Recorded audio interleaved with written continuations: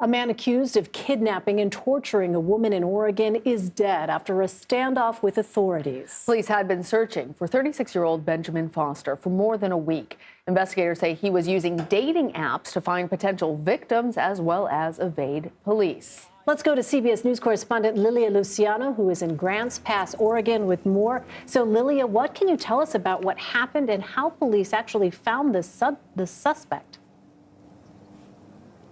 Well, what I can tell you is this story, this manhunt that lasted a week, started and ended in the same place. This is the house of the victim. We are not revealing her name to protect her privacy, as she is currently unconscious still, but recovering in the hospital. She was in critical condition. What police say is this man, Benjamin Foster, who had prior charges from 2017 and 2019 when he pleaded guilty to torturing and kidnapping and beating a woman for 2 weeks who was dating him at the time, then was released and was given time served because of that plea deal. He comes here to Oregon years later. Similar situation happens.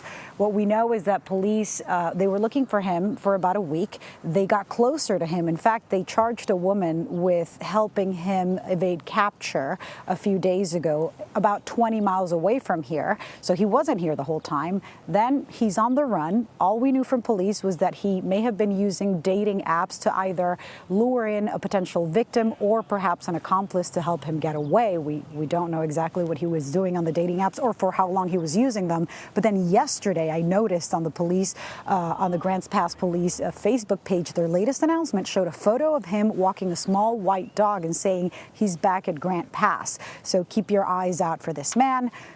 Several hours, the day goes by, and last night there was this confrontation here. They found him underneath the house. He was in this, under the house. As you can see, there's a crawl space, and they had him there cornered. There was a standoff.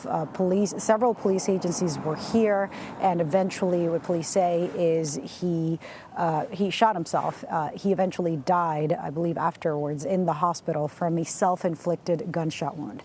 But I will tell you, I am learning new details about the way that Benjamin Foster and the victim knew each other. I'm hearing from locals here that they may have potentially worked together, and that they were not dating.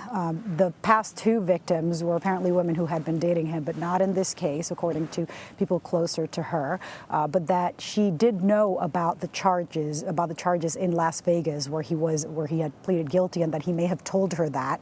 And they, as co-workers, were about to meet up. He was going to give her a ride or something like that on Monday night. This is according to a friend of hers, and that is when she goes missing.